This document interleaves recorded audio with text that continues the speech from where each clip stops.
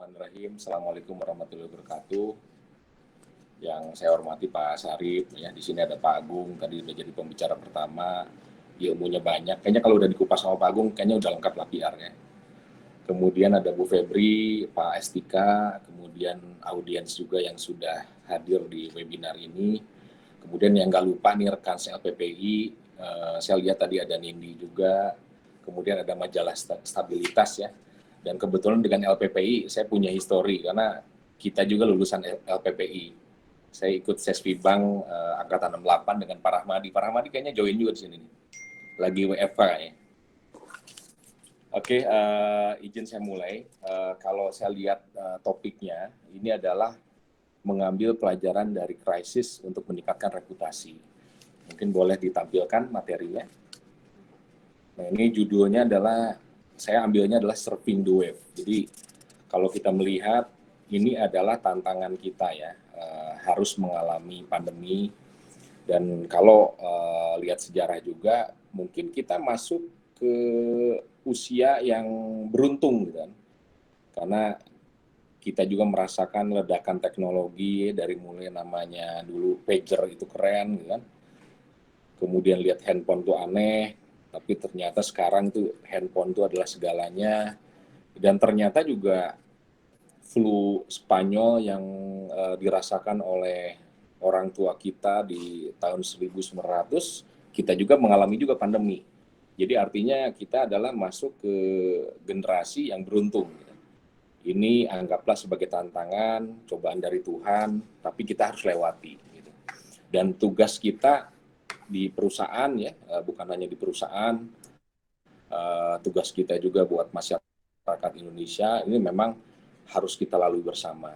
Nah di sini mungkin saya ingin sharing bagaimana pelajaran yang kita ambil. Dan nantinya itu ke depan seperti apa. Saya akan sampaikan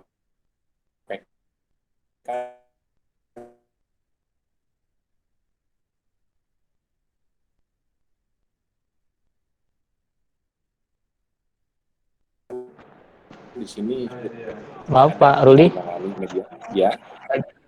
tadi agak putus Pak, ada agak putus dari 1,5 menit ke belakang ya. Waduh. Boleh diulang yang kira-kira 30 detik ke belakang Pak? Oke, saya ulang. Jadi di materi yang ingin saya sampaikan, nanti kita bicara mengenai aturan main, ya. Aturan mainnya seperti apa.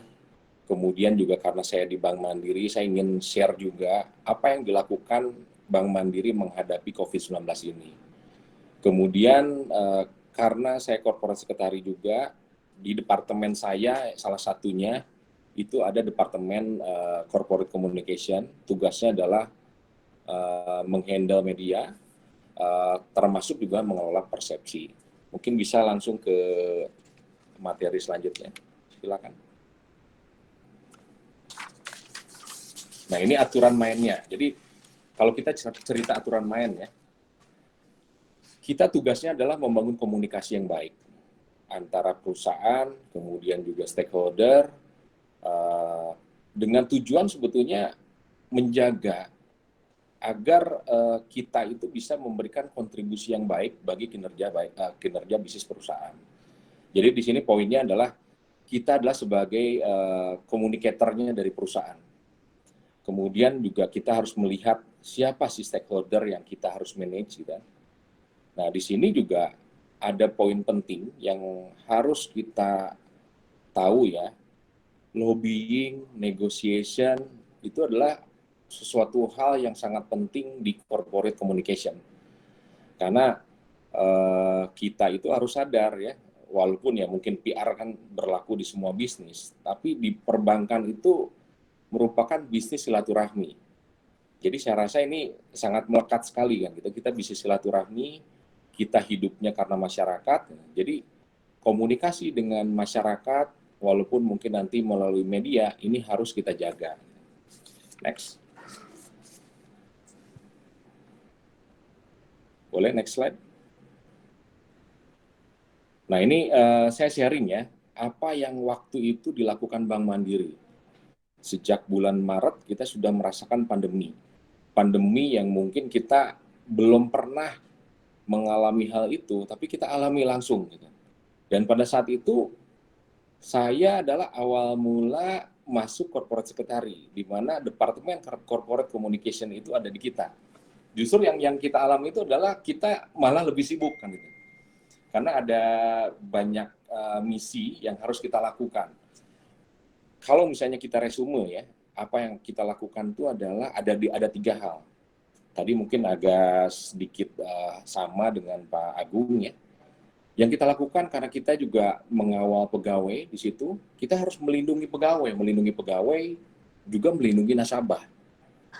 Makanya yang kita lakukan pertama kali itu bagaimana caranya pegawai yang saat ini itu 40.000 pegawai yang ada di Bank Mandiri itu bisa terjaga kesehatan dan keselamatannya.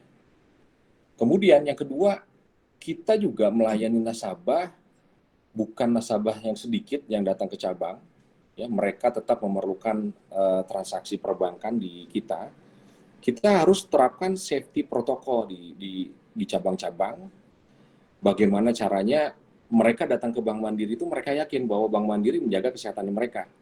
Bank Mandiri menjaga sekali protokol kesehatan sehingga walaupun misalnya mereka harus bertemu dengan staf Bank Mandiri, tapi mereka masih terjaga. Gitu. Nah, kemudian juga ada yang kita lakukan. Kita bisnis perbankan yang tadinya kita gencar sudah dari awal tahun merencanakan bagaimana caranya tumbuh dana dan kredit signifikan, double digit mungkin, tapi kita harus adaptasi menjadi fokus pada restruct kredit, ya, restrukturasi kredit yang terdampak COVID-19.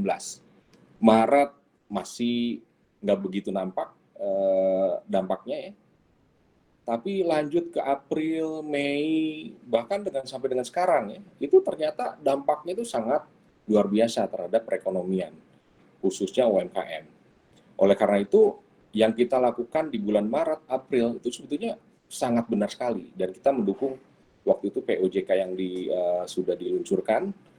Ini yang harus kita lakukan adalah menolong mereka, menolong UMKM yang pada saat itu tidak bisa berjalan dengan baik karena adanya pandemi. Nah, kemudian pertanyaan lain ya, ini mungkin related dengan yang diminta oleh pemerintah terhadap pemulihan ekonomi. Kita tetap harus menyalurkan kredit. Walaupun mungkin secara perbankan kita memang harus hati-hati. Karena saat ini semua bisnis itu terimpact kan. Itu adaptasinya. Nah, ada satu hal yang penting lagi ya. Kita selain melindungi dan adaptasi, layanan perbankan itu nggak boleh putus loh gitu. Kita harus tetap melayani masyarakat melalui 1.522 cabang yang pada saat itu tetap buka. Ya, tetap buka dengan menjalankan protokol kesehatan. Kita harus pastikan bahwa layanan ini tidak boleh stop. Walaupun pada saat itu kan adanya himbauan untuk melakukan work from home, ya, kemudian juga mengurangi jumlah karyawan yang bekerja di kantor. Tapi kita punya tanggung jawab terhadap masyarakat. Jadi kita harus bisa melayani mereka walaupun ekstra effort untuk menjaga protokol kesehatan. Nah, satu hal lagi ya, yang penting lagi dalam pelayanan ini, ternyata ya, yang namanya kita gembor-gembor dari zaman dulu namanya digital banking.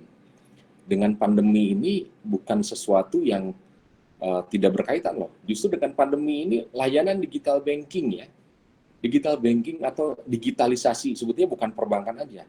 Namanya digitalisasi seluruh sektor ini menjadi sesuatu yang penting. Intinya gini, justru kalau nggak digitalisasi ini nggak maju, gitu, mungkin semua bisnis itu nggak akan survive. Kan? Nah, jadi pada saat yang bertepatan ini ternyata digital banking ini menjadi sarana utama untuk melayani kebutuhan perbankan. Gitu loh. Jadi rencana digitalisasi ini walaupun sudah gembor kita laksanakan dari tahun-tahun sebelumnya, ternyata tahun ini pada saat pandemi ini memang harus sangat signifikan merubah bisnis modelnya kita. Nah ini yang kami lakukan dan sampai saat ini mungkin fokus ya karena permintaan dari masyarakat itu sangat tinggi sekali terhadap digital banking kita. Next.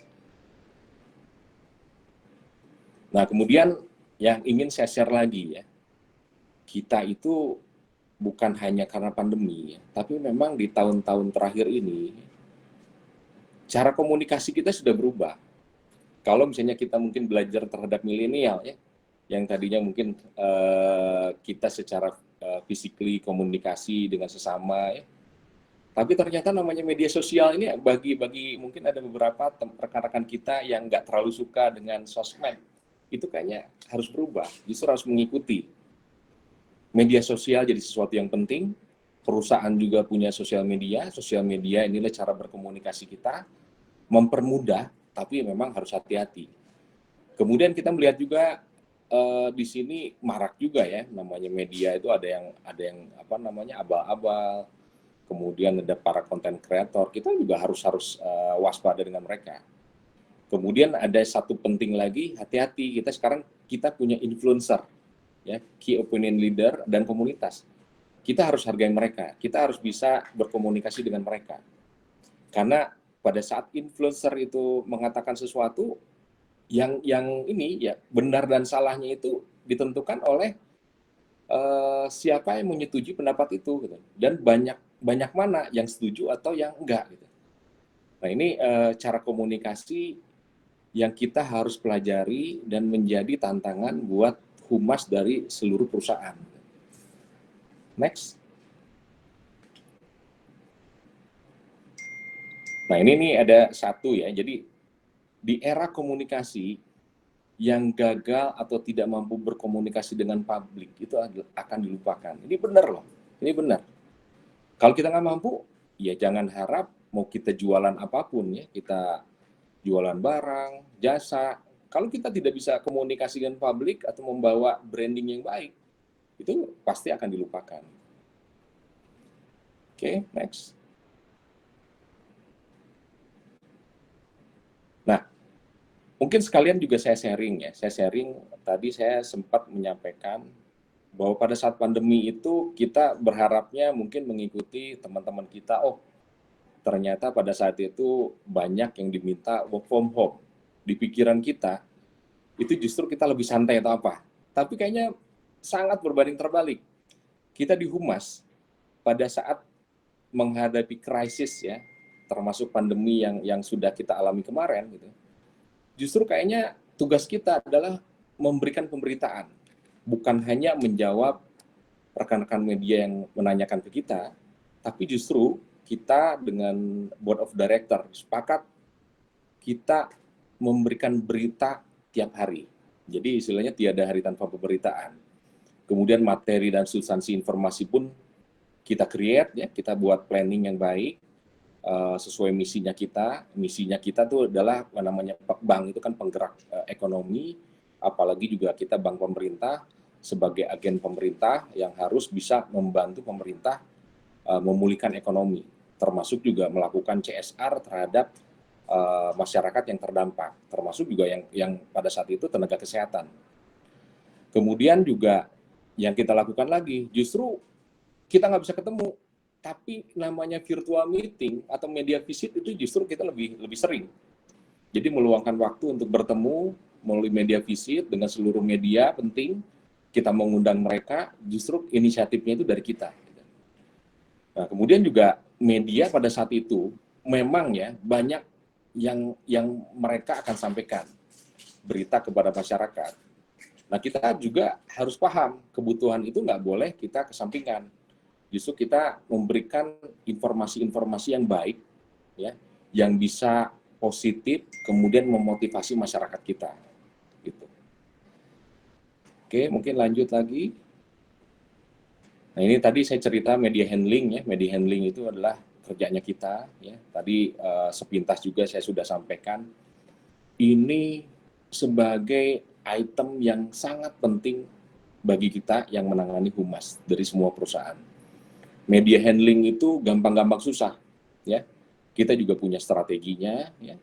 Nggak boleh hanya reaktif, mereka menanyakan baru kita jawab, tapi justru kita berkolaborasi dengan mereka, memberikan berita positif, berita-berita yang baik, sehingga masyarakat itu selain tahu berita yang positif di Indonesia, tapi juga kita juga mungkin bisa ikutan nih, bahwa Bank Mandiri atau siapapun ya ikut andil dalam peranan pemerintah untuk menggerakkan ekonomi, atau bahkan di beberapa misi pemerintah yang terkait dengan pencegahan atau penyelesaian pandemi ini.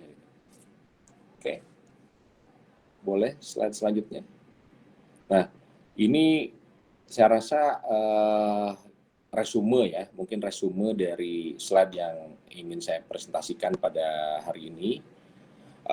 Ini tadi mungkin Pak Agung juga sudah sampaikan juga PR di new normal ya, new paradigm of PR in the new normal. Mungkin ini hampir sama, tapi yang jelas poin pertama itu adalah kita wajib membangun public trust. Ya. Public trust itu kita nggak bisa namanya hard selling, gitu kan.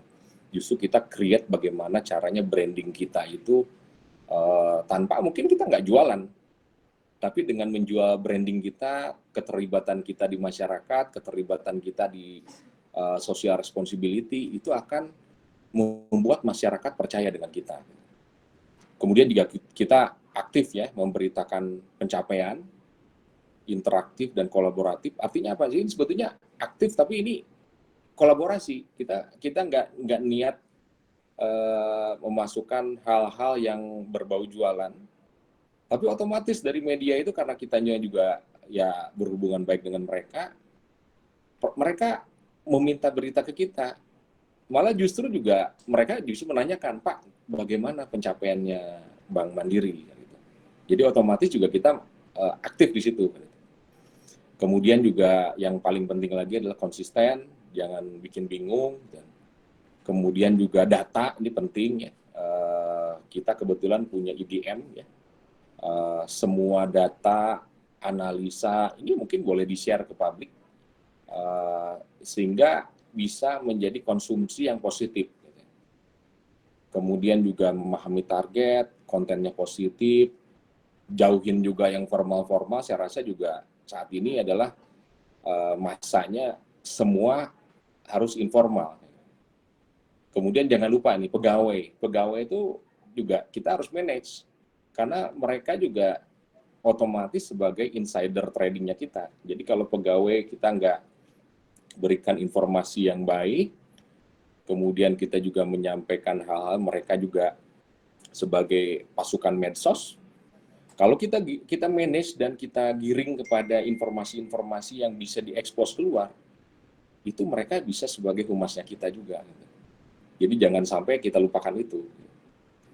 Oke, next.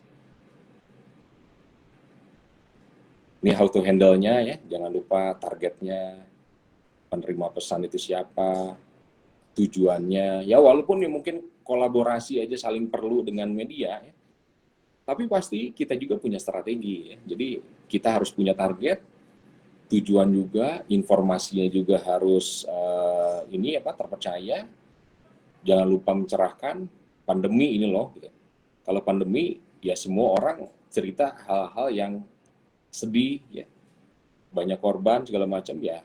Mudah-mudahan kita juga harus sebagai instansi yang memberikan hiburan gitu. Kemudian jangan lupa juga menggerakkan. Jadi makanya dari kita ya, kita beruntungnya sebagai bank pemerintah, karena kita juga banyak terlibat di misi-misi pemerintah, salah satunya di pemulihan ekonomi nasional. Next. Nah ini sedikit publikasi Bank Mandiri. Kita sangat aktif pada saat pandemi. Justru tim corporate communication yang ada di tempat saya itu, pandemi ini kayaknya malah lebih sibuk. Gitu. Konten media sosial nggak berhenti. Gitu.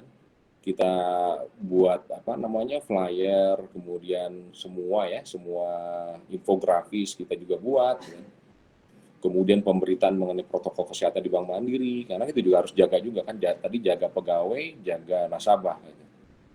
Nah, yang tidak lupa ini promosi produk digital, karena ini saya tadi tekankan, kalau nggak digital, mungkin semua bisnis juga nggak akan survive saat ini.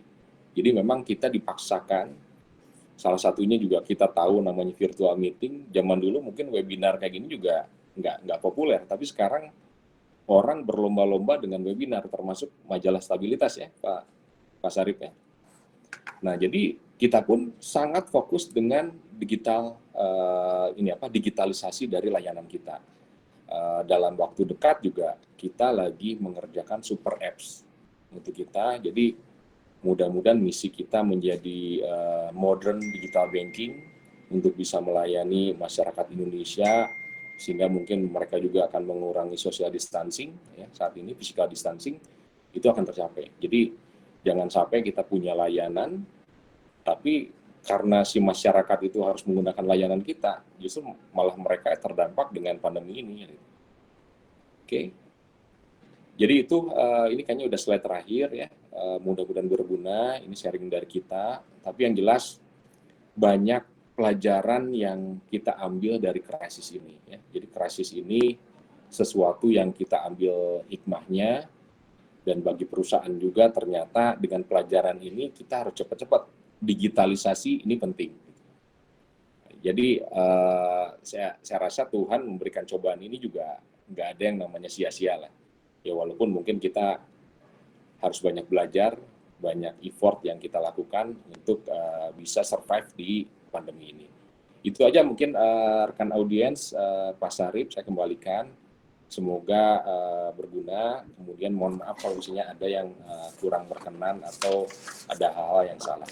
Terima kasih. Wassalamualaikum warahmatullahi wabarakatuh.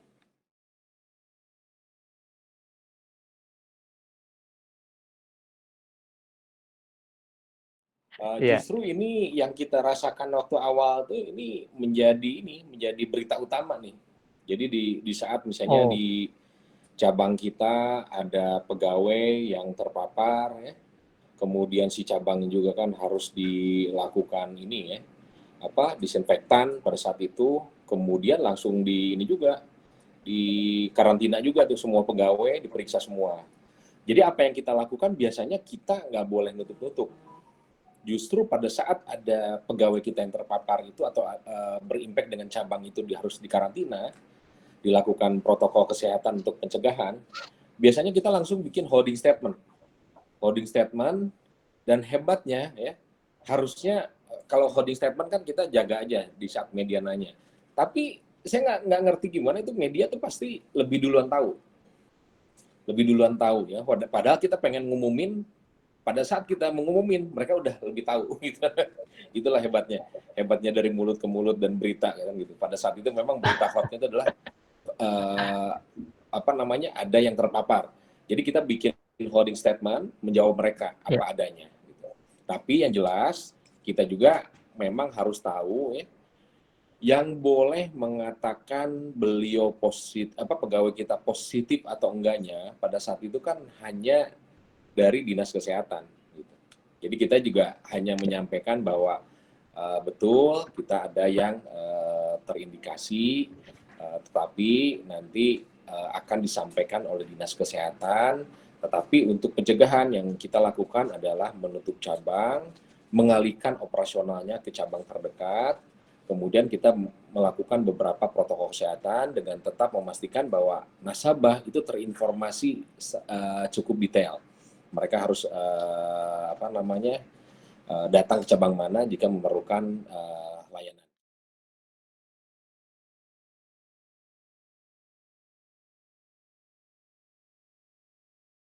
Tadi saya sempat menyampaikan, ini kita itu memang dipaksakan ya, dengan adanya physical distancing ini kita memanfaatkan virtual meeting.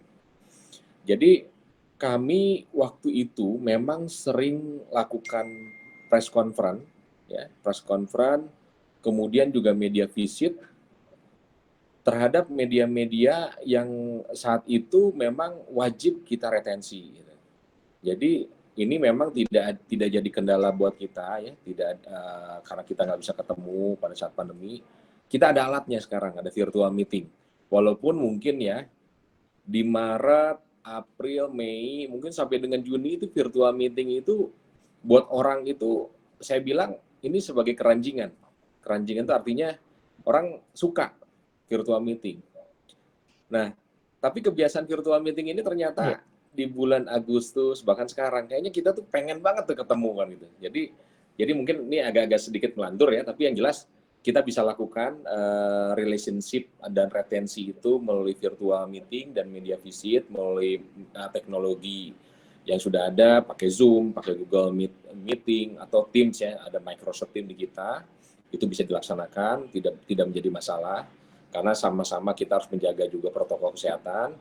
Tapi saatnya sekarang adalah mungkin ya kita sempetin untuk ketemu, walaupun mungkin protokol kesehatannya sangat ketat, kita mesti pakai masker, kita ukur jarak, mungkin bawa meteran juga, berapa meter ya, kita duduk dengan dia kan. Tapi yang jelas kita kangen saat-saat kita bisa ketemu lah gitu. Tapi memang tidak ada kendala apapun kita bisa lakukan sekarang. Tapi yang jelas kita kondisi apapun harus silaturahmi.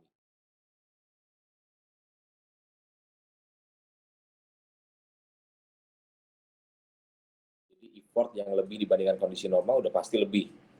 Karena apa? Ini kita bilang pandemi ini krisis loh, krisis ya. Semua orang panik, semua orang belum punya pengalaman terhadap pandemi ini. Ya mungkin yang umurnya terakhir flu Spanyol itu tahun berapa? 1911 kalau salah kan? Itu nggak ada mungkin yang saat ini masih hidup kan itu, atau kalaupun masih hidup mungkin udah lupa juga apa yang dia rasakan. lupa Jadi juga. ini suatu krisis yang orang tuh semua nggak tahu apa yang harus dilakukan, gitu kan? Jadi sama halnya kita juga, ya.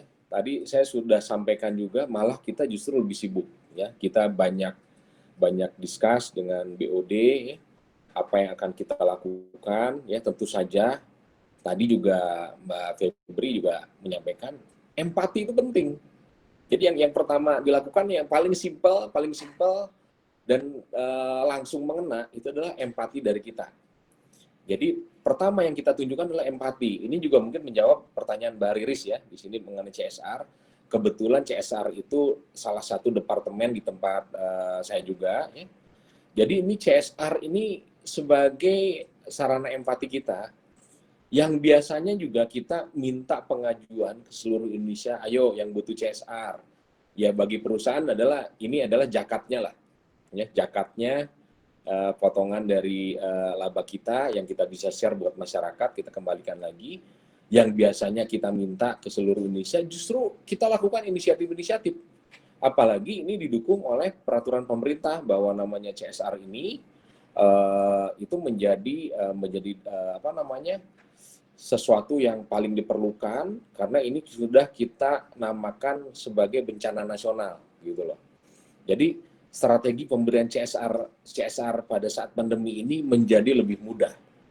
Karena pada saat itu masyarakat membutuhkan, ya, kita juga bukan hanya masyarakat, termasuk tenaga kesehatan, masyarakat dan tenaga kesehatan itu membutuhkan masyarakat kita berikan salah satunya adalah misalnya contoh masker, ya, kemudian juga sembako, ya, bantuan sembako, kemudian juga bantuan saat itu, misalnya ini tenaga kesehatan ya, APD, kemudian obat-obatan, vitamin dan lain-lain. Ini saatnya kita berbagi, saatnya kita empati, ya. Jadi effortnya memang lebih sulit, tetapi justru kita diberikan kesempatan memudahkan untuk berbagi, yaitu dengan yang tadi empati itu. Jadi selalu ada jalan, ya, selalu ada kesempatan, ya. Ini kesulitan, tetapi dengan kesulitan ini sebetulnya ada yang kita harus lakukan. Makanya kalau saya ngomongin perspektifnya humas, apapun humas terlibat gitu. Mau project bisnis, ya, project krisis yang kayak gini, ya, masa-masa sulit, humas selalu ada di depan. Jadi berbanggalah kita yang di humas. Mungkin dari kita ya, Iya, betul. sebetulnya ya kita sudah mengalami tantangan dari bulan Maret ya, pandemi itu kan, udah berapa bulan. Pertama ya, buat kita semua ya, kita harus bisa menyebar motivasi ya, mungkin dari aspek humasan lah, menyebar motivasi kepada masyarakat Indonesia ya, kemudian terhadap sesama, kepada pegawai juga, kepada media, karena kita butuh optimis untuk bisa meyakinkan bahwa pandemi ini sebentar lagi selesai ya, dengan harapan juga vaksin segera keluar ya, sehingga semua orang udah bisa bersilaturahmi, tidak ada physical distancing lagi ya. Tapi kita belum tahu kapannya, sehingga kita harus memotivasi diri kita dan semua lewat berita-berita positif lah. Jadi bukan sesuatu yang kita harus sedih terus, bahkan mungkin parno ya, tapi kita harus menyebar berita positif. Itu buat masyarakat. Kemudian buat kita corporate ya, kemudian juga dengan media, ini harus sama-sama bersilaturahmi, berkolaborasi untuk bisa menyebarkan nih inisiatif-inisiatif, kemudian inovasi-inovasi yang sebetulnya mungkin masyarakat juga butuh saat ini. Misal contoh ya, mungkin kan sekarang ini hal simpel aja. Orang banyak yang pakai masker tuh sekarang ya. Masker tuh kayaknya udah menjadi pakaian. Waktu awal-awal masker tuh kita pas keluar mobil atau keluar kantor lupa maskernya nggak dibawa. Kayaknya sekarang udah jarang yang lupa kan gitu. Mungkin ada inovasi lagi masker yang mungkin ini ya, kalau misalnya apa namanya? Iya, Face shield. bukan hanya face shield, tapi maksudnya masker tapi menjadi mode lah, warnanya, bentuknya, kayak gitu kan. Yang kadang-kadang juga kita ketemu orang ya, mungkin buat orang yang sudah akrab tuh, gampang ngelihat matanya apa, gitu kan. Tapi buat orang yang nggak akrab, kadang-kadang juga kita nggak tahu itu siapa, salah orang. Kadang-kadang kita sering manggil orang gitu, lupa juga. Jadi ini sebetulnya udah jadi inilah, jadi kepribadian kita pakai masker ya. Ya mungkin inovasi terhadap masker itu sendiri. Ya. Kemudian kedua juga mungkin alat-alat yang sudah harus kita bawa, contoh sanitizer, kayaknya sekarang tangan kita kan udah banyak yang akhirnya pada kering gara-gara kebanyakan cuci tangan sama apa namanya, sama pakai hand sanitizer. Nah ini mungkin kita butuh edukasi kepada masyarakat sehingga masyarakat oh iya ternyata banyak ya temuan-temuan yang membuat kita itu ya nggak ada masalah protokol kesehatan, tetapi ternyata jadi mode juga gitu. Nah, jadi mungkin buat instansi seperti kita dengan media kayaknya perlu tuh ada berita-berita positif seperti itu tuh. Bukan hanya terhadap modisnya gitu, tapi termasuk juga nanti karena kita nggak tahu tuh sampai kapannya. Ya, itu aja mungkin dari saya. Semangat selalu buat majalah Stabilitas ya sebagai media yang saat ini juga memberikan materi yang sangat baik ya, lewat LPPI ya Pak Syarif. Kemudian juga di sini ada pembicara juga, saya bisa kenal sama Mbak Ira ya, Pak Estika walaupun sesama Himbara, cuman kita juga susah untuk ketemu gitu. Tapi di webinar kalau ini offline kita bisa tukar kartu nama, Pak. Betul. Kartu nama kayaknya mungkin nggak bisa juga. Saya sekarang harus pakai WhatsApp. Mbak Nindi juga yang udah lama juga nggak ketemu. By the way, pokoknya semangat. Terima kasih Muta atas kesempatan kita. Dan selalu positif dan yakin bahwa pandemi ini akan selesai sesegera mungkin. Itu aja. Terima kasih. Wassalamualaikum warahmatullahi wabarakatuh.